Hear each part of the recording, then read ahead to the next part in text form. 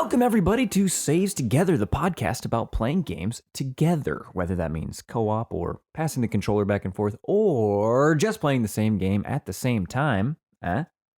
That's it. It doesn't matter how, it only matters that it's together because When you save together, you stay together. I'm Craig McGowan. I'm Grace N. This is episode 74, and this one's going to be weird. Tell them why. I mean, I think it might be the first time we did one based off of a game we played at the same time, right? I think so. Maybe there was one other. We may have done one other, but it had more. I don't think we did, but Can't remember. anyways, we have a little dilemma. Today we're supposed to talk about a co-op game that we played co-op, but here's the thing.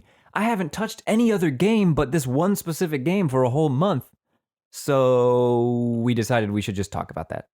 That is right. But we are going to talk about that game. Developed by From Software and published by Bando Namkai, Elden Ring, the game everybody's playing and everybody's talking about, was released on February 25th, 2022 for the PC, the PlayStation, and the Xbox. It took me almost exactly a month to beat it, which is interesting. I feel like I beat it almost exactly at the month mark. I think I'm on pace for that, for the amount of time. You just played more than me. I haven't beaten it yet. I know what you're saying, right? But I played more often than you, so now you're kind of getting your chance to play more, right? Yeah. How many hours is your file so far? I think mine... 50, 60? Okay, yeah, that's a lot less. Mine ended up being, I think, around 80.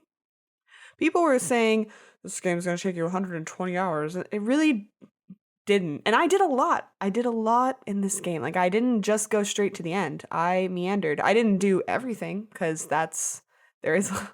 this game has so much. Yeah, it so truly does. This episode's kind of just just want to have a conversation about this game because, like I said, and I think you feel the same way. I haven't played anything else, and I haven't even really thought about it. I have a couple games that came in that I really want to get to Kirby. I'm excited for Kirby. Kirby Forbidden West. Kirby and Forbidden West. Also, this game, Elden Ring, ruined any desire I had to play Forbidden West, Horizon. Yeah. I was excited to try that. They came out on the same day, right? Same week. Yeah. And you started Forbidden West, and I was watching it, and I was like, oh, yeah, cool. I'll get to this sometime. And now that I've played Elden Ring, I don't want to go back to an open world like that, Forbidden West. It was funny because I think I even said it on the podcast. I was like, I have no desire to play Elden Ring. I'm 1,000% sure I said that. And then we got Elden Ring, and I was like, well, I'm just going to start a character and try. And, it really devolved from there. And I think a lot of people had a similar experience where this was the first, FromSoft game I actually played and liked. Played a little bit of Bloodborne, and I wasn't really into it. I don't know why this one, I do know why. A lot of it is the open world That's factor. exactly, they fixed my one issue. And there's a horsey. Just kidding. They put a good horse in it. But the horse is good. The horse is helpful because it's such a big world that it's nice to have something to get around quickly on. Right. So yeah, I really loved this game. It was very special to me. Yeah, so also this game has a co-op function we did not use because you weren't planning to play the game. We only bought one copy. We've been sharing. Right. And then I heard other things about the co-op that made me... you've watched some streamers. So can you just kind of run down what you've experienced watching people do co-op? And again, we haven't played it, so maybe there's a piece missing here or something, but... There's a lot of stipulations when it comes to the co-op. I'm not totally sure how getting runes and getting items works. I think you do get runes and items when you're in other people's worlds, but the big thing is you can't summon people anywhere. It has to be in certain places, and then if you've beat the boss of certain places, you can't summon them there again. So it's kind of touch and go. You really can't be co-op the entire time. Do you know you also cannot use your horse when you're in co-op, which not a fan of, and you are at any point could get invaded. And you can only get invaded in this game on multiplayer if you're playing co-op, which for some people also that's really frustrating because they wanted to be able to PvP in a way that they weren't constantly ganged up on. And then on the opposite side, people that just want to play with their friends or their partners are like, why am I getting invaded constantly? But, they haven't played, people that haven't really experienced FromSoft multiplayer before. So it is interesting. I kind of wish they had added a situation where you didn't have to get invaded. How many people are invading, though? I mean, I think this game sold like 12 million copies, so obviously there will be people doing it. I've seen multiple people talk about doing co-op and saying they couldn't go 20 minutes without someone invading. And they had to like fight them back, and it was very frustrating for them. Multiple couples talking about this. If the invader kills you, does the invader leave? I believe so, yeah. So it might just be worth putting your weapons down. And I think either way, like, yeah. It's not fun. I'm not. I'm just saying it disrupts the flow of Oh, yeah. a gameplay that maybe you thought it was supposed to be, and it's not. I don't think the co-op in this game is meant to be a classic co-op experience. It's really not. It's more. I always saw it as just helping for the bosses. Yeah, which is cool. I like that. That seems really neat and convenient. And the other co-op thing that doesn't really include having other people in is all the messages you see. I think is like a cool feature. Yeah, that's definitely also frustrating in different ways, which I think you were more frustrated than I was. There's a lot of them, and sometimes people are trolling with them, not just saying like item here and they're kidding, but like they will put them on the treasure chest. So like I do a lot of run in, try to grab the treasure and run out. Yeah. That's kind of my style. I'm a bit of a rogue. I'm a bit of a cheeser. I don't think that's cheesing. That's more just I know. roguish behavior. Oh, the best thing we got out of this, speaking of behavior, the best thing to come out of Elden Ring is the term maidenless behavior, because it just applies to anything kind of bullshit that people do. And I foresee myself, using that term for a while. That's great. When I just don't know how to, because I want to say like that person sucks, but I want to be a little more eloquent. Yeah, that is more of an eloquent way to say like, wow, that's some maidenless behavior you're experiencing now. Yeah. Do you know if I can be, right now my character's level 89. Can I be summoned into a level 2 character's world? Yeah, for sure. Okay, because I know someone who just got the game, and I am excited to do co-op with them. You can go help them. Yeah, exactly. When I think that would be fun. I played Demon Souls, and then I didn't play anything else because I really enjoyed my time with Demon Souls, but it was I had to follow a guide, and then I had to learn cheese strats because I'm not good at video games. And I've heard people also following other people also really had to follow guides for that game. Yes, that one especially was even more obfuscated than the Dark Souls games, but because it was the first one, wasn't it? Kind of its kind. Pretty much. Yeah. Despite me loving what I actually really enjoyed that game, but despite that, I was done. I was like, I can't continue these games. I guess it's too intensive. It's too like the boss fights, because it was so linear, and it was like, okay, I've reached this hurdle that I am now stuck on, and I can't do anything from here. Mm-hmm. This game fixes that one thing that stopped me from enjoying these. I did enjoy it, but you know what I'm saying? Mm-hmm. This game has solved the problem, which is you get to that wall that you can't beat, you just go somewhere else. Yeah. And there's so much, and it doesn't feel like most of it. Some of it does. Eventually, I felt some of it felt a little copy pasted, but I think most of it feels really unique and different in a way that's like fun.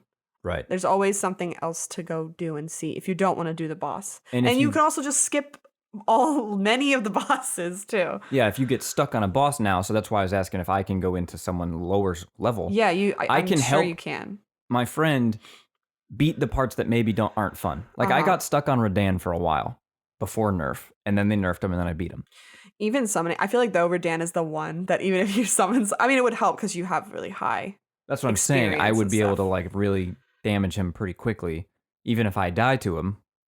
It's funny because I feel like Radahn, that was the boss I struggled the most against. After everything, I remember that fondly. Like, it's like, wow, I did it. You know what I mean? So it's really interesting that this game is able to make those experiences seem sweet, even though at the time they're so frustrating. But that kind of should. I mean, that's what is great about the Souls games for people. Yeah, it's the enjoyment of overcoming that hurdle. You did it. Yeah, exactly. And I think these games are great. I think the animation priority and the way it punishes you for doing the wrong thing, like kind of like a Monster Hunter, I think they're phenomenal. I don't know if they're for everybody, and sometimes they're not for me. But I think the one thing that people need to take in mind when playing these games, especially if you're someone that plays a lot of games, is that you have to like not play this game for too long at a time, because you can really burn out. And I saw that happening to a lot of people saying like, ugh, I just want to be finished with this game, because they were playing for like 12 hours at a time. I don't think you should do that. I've been just basically playing 2-3 hours a day. Yeah. And it's really great. And it feels like I'm forging my own story. I am going on this adventure that, sure, we all fought the same bosses, but the kind of the order you got there, or at least the way you discovered it and everything, it's really cool. And a lot of that has helped. This is my favorite open world, I think. It's even better than Breath of the Wild.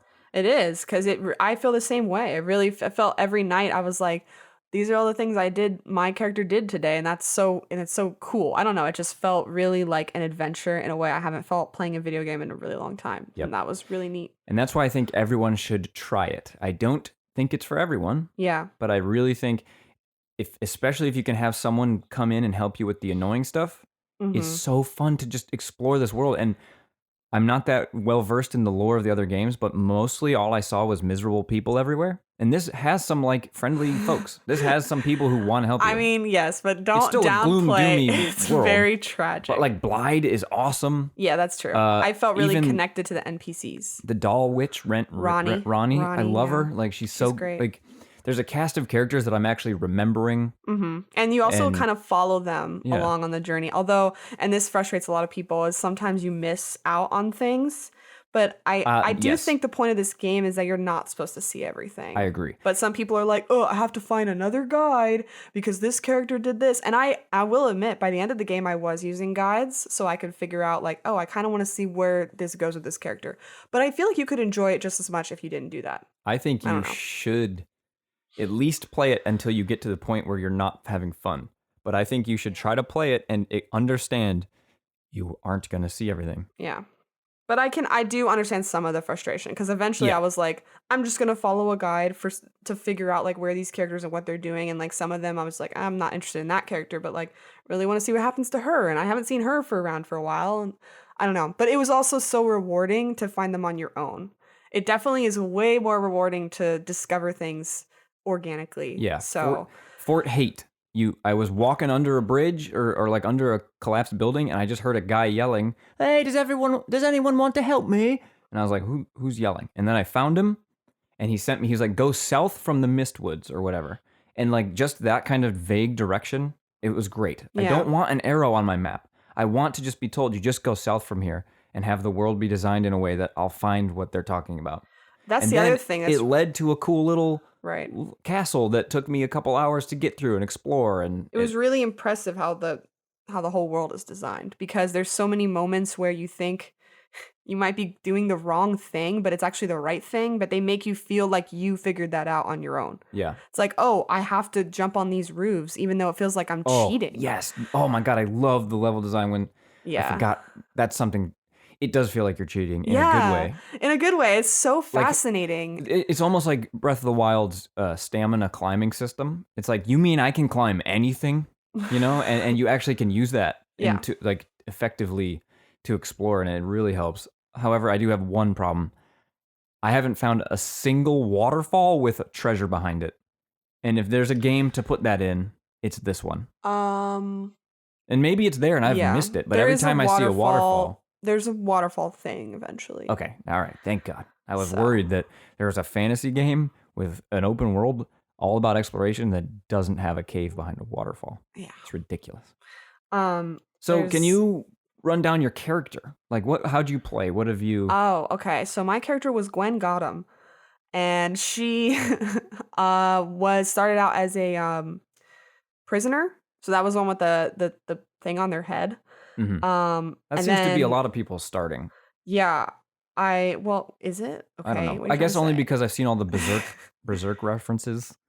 So what does that have to do with the prisoner? The prisoner. That helmet is basically a helmet that somebody in Berserk wears. Oh, okay. I didn't know that. I essentially wanted to I wanted to try out magic, but I didn't want to rely on it totally. So I wanted to do like a magic / dex build. So that's what I did.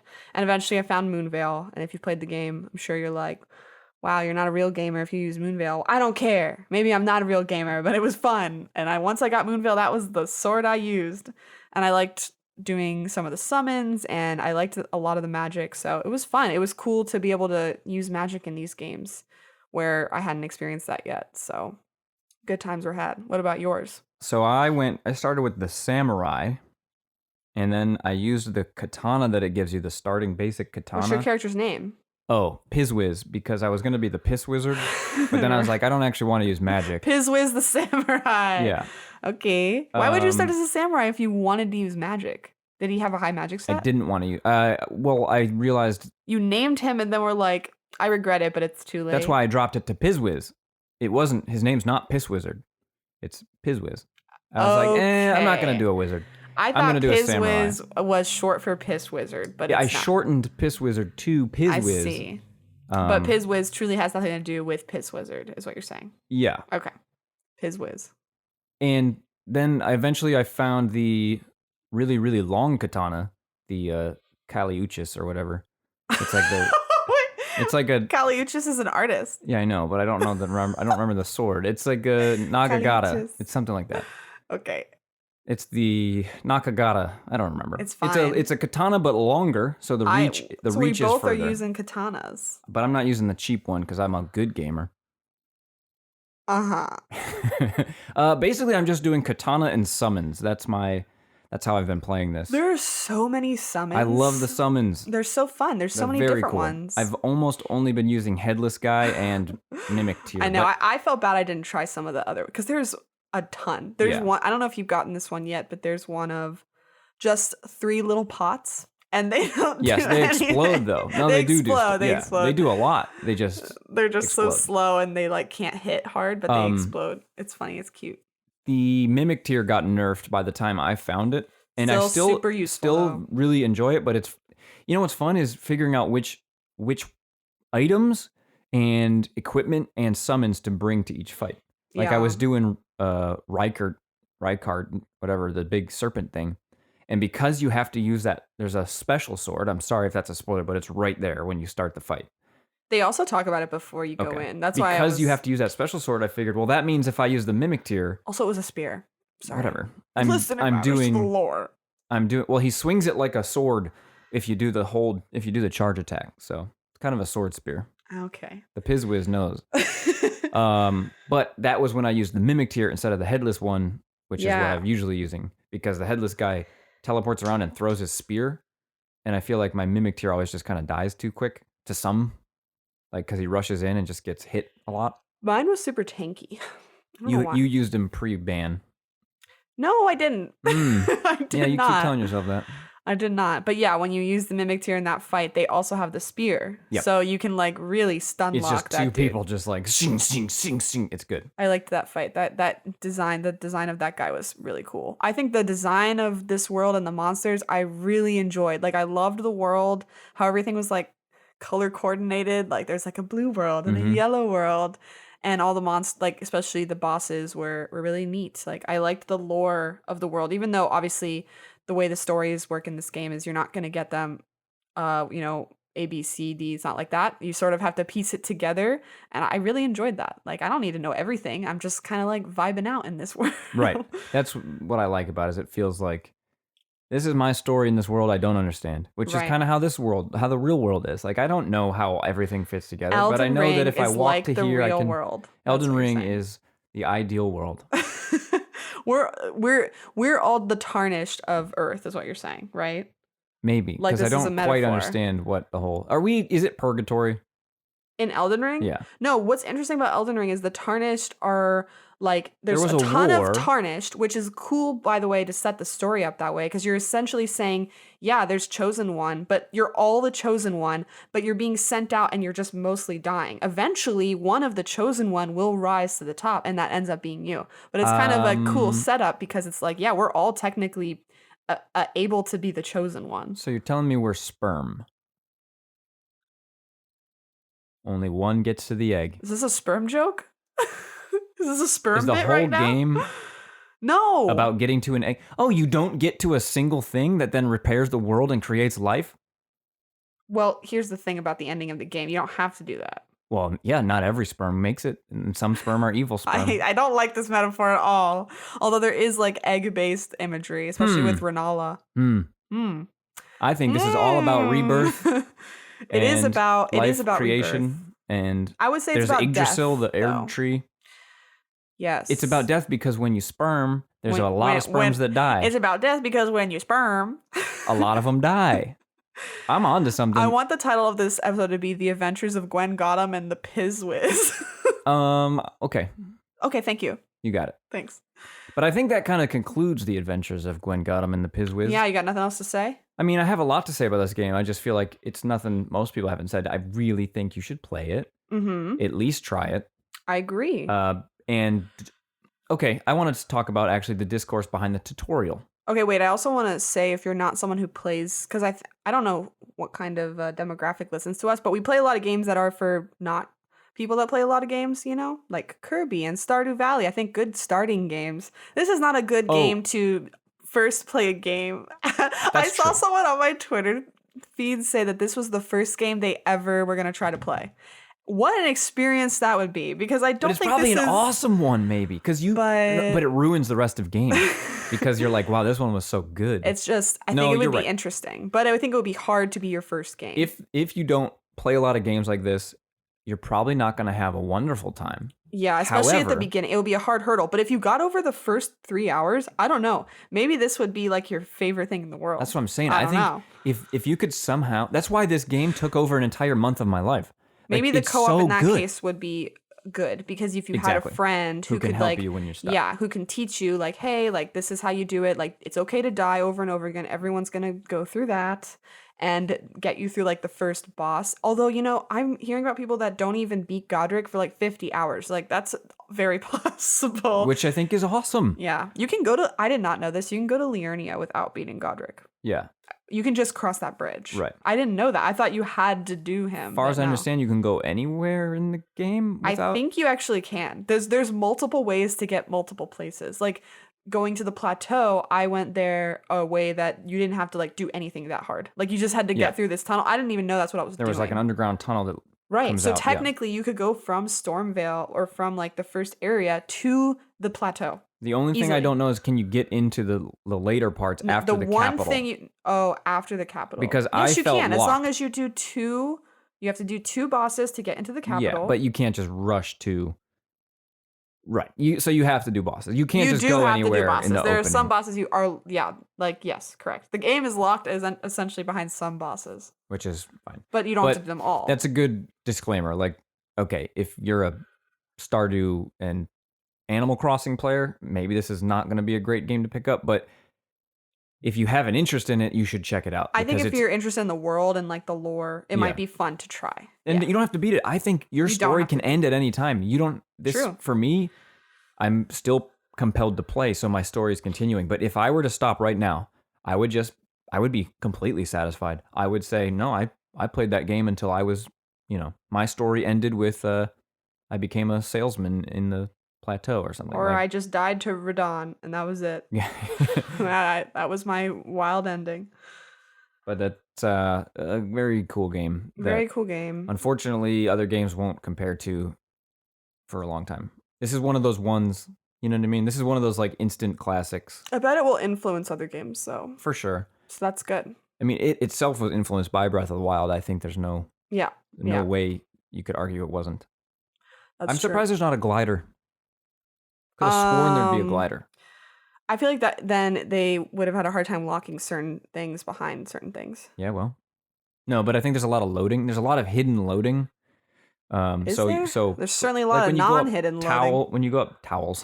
When you go up the towels. When you go up towers and stuff, sometimes I think you come out at the top and you're not really there. You know what I mean? Mm-hmm. Like when you look down, it's all foggy. Maybe I'm wrong. I don't know. I don't make games, but maybe you're wrong, but maybe you're right. Exactly. And that's what this podcast is all about. All right. Well, yeah, I feel like that's a good little wrap up. Give it a shot. We really enjoyed it, and we just wanted to talk about it because we're excited about such a good game. It felt like, why would we talk about a co-op game we haven't put too much time into yet? Yeah. If we both have put so much time into this. And this is a once a decade type experience, I kind of feel like, you know? Yeah. It was a game where I was talking to people I don't talk about games with. Like, you know what I mean? Like Skyrim was the last one I can think of. Maybe Red Dead, maybe, but Skyrim came out, and I was talking to people who were in my class about video games.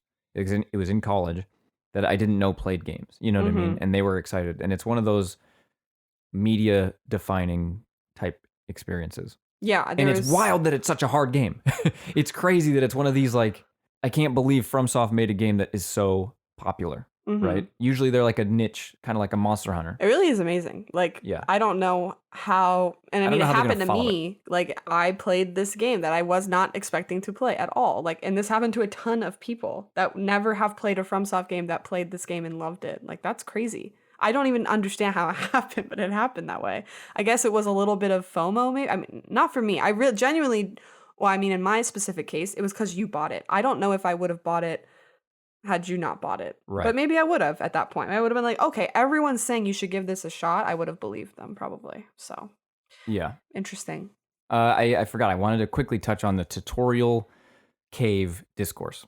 I didn't know there's discourse about tutorial caves. So the game opens and you are put into this little cave and it says go and it doesn't tell you anything. And there's stairs that are lit up to your left and there's a corpse with an item, which is like a floating ball of energy that you can see. It's lit up. And the corpse is kind of slumping down into a hole. And a lot of people just ran right past the corpse because why would you jump into a hole? And they ran out the stairs and they started the game. Really? The tutorial is down the pit. Wait, I thought there was a sign or something you could read that says you should go down there. I'm pretty sure there is. So the discourse became like, wow, this is bad. You can run right past the tutorial and miss it and not even realize. And the thing that I think is fascinating about that is if you missed that tutorial, maybe this game's not for you. Like maybe your brain is not. Craig's discourse says your brain is bad. No, it isn't bad, but I kind of get what you're saying. You are supposed to check every nook and cranny of this game. Right. You are supposed to do the opposite of what you think is right. Yeah. But then sometimes it's wrong. Like sometimes you do jump down a pit and you do die. I mean, to be fair, there are, you can access your menu and also look at that stuff. So even if you did run past that tutorial, like, you should look at your menus then. Yeah, it's still a very obfuscated game. It's still a Soulsborne. It still does not tell you what this item does until you use it. It doesn't tell you. Really. It will say, hey, can you go give this lady whose name you've never heard, this potion? And then it will never tell you where that lady is. Right. And that's just how the game is. And I think that's what makes it amazing. But I can understand how someone would be like, what do you mean? You know, like if you're a very cross checklists off type gamer But here's the thing, I am that gamer, but I really enjoyed the freedom of playing this game. And it made me realize maybe crossing a checklist off isn't the key to true happiness. Maybe that's like fake, shallow happiness. Welcome everyone to the open mind. You've been awoken from the Matrix. Creativity and exploration is really all that matters. It's about creating your own story. Exactly. I don't know. It wasn't like, this isn't like hot discourse, but it was an interesting thing people were talking about because to me it was so obvious you need to jump down that pit because there's a corpse slumped over into it. There is like you look down. Why would you put a cave right here? You can't, you know. I think it's like kind of similar to the conversation about accessibility. And I feel like every game should have options. But I also do feel like in the same way with movies and books, like not everything is for everyone. Yes. And that's okay. Yep. Like I do think that's okay. There are books and movies I won't watch or TV shows that still are good probably, but I just immediately understand that they're not for me. Right. So I feel like that's very possible with this game. Is like it very much may not be for you and you might not have any fun, but I do think it's worth giving a shot because it's really unique and it's trying things that I feel like more games should try. And it doesn't always get it right. It really doesn't. But a lot of the times it does. And I feel like overall the experience is worth having. So yeah. A piece of media's value does not go up or down the more it like welcomes everybody, you know, like right. You can just like you said, you can just not like it. It's not a problem. Like just because everyone else seems to be talking about it and liking it, you're allowed to not like it. It doesn't mean I disagree with the idea that every game should have. Okay, for example, in Tunic, I played Tunic recently. And I did not realize this until a part of the game happened where the difficulty spiked so bad, I basically was saying, I'm going to quit this game before I beat it because this is stupid. And then I was looking on Reddit, it's like other people were also struggling. And someone was like, oh, I just turned on God mode for that moment. And I was like, what? And I looked in the options and under accessibility, there is a God mode, meaning I could not die. I could not die at all. And I beat that part and I moved on, turned God mode off, and I finished the game. I genuinely think every game should have this option. Even Elden Ring, okay? That's my hot take. Elden Ring should have a God mode. You don't have to turn it on. But like, what if you did? I don't know. Yeah. I'm just saying I beat a game because it had a God mode. But like, yeah. Like what if your save files or like your end credits started listing how you played it? So like you can share your screen at the end. You can share a screenshot that says, I played it on hard mode. I never used God mode. And I only got hit 3 times. If I guess for you, playing a game is about clout and making sure everybody knows that you didn't like do this or that. By the way, which I don't think is important when it comes to a game. But for some people, it apparently is. For some people, it is. And that's valid. I don't know. Is that valid? It's a challenge. You overcame. You persevered. I understand why people do stuff like that. I just think that. But why do you have to prove it to other people and not just yourself? Other than for like taking away speed running and no hit runs, all that, taking that away. Like, why do you have to prove it to other people too? Because that's what you get enjoyment out of. There's no. I don't think there's a problem with it. If someone enjoys that, they're allowed to. Just like you're allowed to want God mode. Yeah. The problem becomes when people argue like, "Oh, creator's intent. This is supposed to be hard." Okay, then that's fine. But that means I don't get to engage with it, even though. If you were to put difficulty sliders in this game, I still like it. So they did a okay job. Yeah. But like, I don't know how to like totally articulate. I understand the value someone has in overcoming an impossible challenge. I also understand the value like I have, which is just exploring and I'm not trying to make my life difficult. It is not fun for me to get like angry at a video game and frustrated and do the same thing 700 times. Right. So I get it. I think for me, it's really just like, I'm not saying you have to put a God mode in all your games. I'm just sharing this story of that I would not have played Tunic to the end if it had not had a God mode, and that's that. Like, take it or leave it. Like, you don't have to put a God mode in your game, but I might drop it in this case. Shadows of the Crystal Boys. What's the chaos? My favorite game, Shadows of the Crystal Chaos? Strangers of Paradise, Final Fantasy. Wow. That has difficulties, and I think when that game is cheaper, I will probably pick it up and I will probably play it on the easiest difficulty because I do not care about the gameplay. It doesn't look entertaining, but the world, the weird cutscenes, all of that looks entertaining. Yeah, right. It's totally like this is the only media that has those options. Like you can't experience a movie on easy. Yeah, right? Like I guess you could turn the brightness down on your TV and turn the subtitles No, you're off. Saying it's a different but you can't change your experience, you can't, basically. Which I think is part of why people developed enjoyment based on challenge. Like it's the only one that challenges you. Yeah, right. It's totally physically challenges you, not like mentally. It's an immersive thing. Yeah. In a way that movies and books and TV just can't be. I mean, I used to have a Game Shark. The only way I beat Metroid 2 as a 7-year-old was because I had a Game Shark. All in all, is I guess what I think is like you should try to experience every game by the people that created it the way that they want you to experience it, but it's always nice to have options. Like, I don't think you should go into a game with God mode immediately on. I don't think that. I think you should try to experience it like, how do they want you to experience it and go as long as you can. Yeah. Which is what I did with Tunic. First of all, I didn't even know there was a God mode. That was a surprise to me.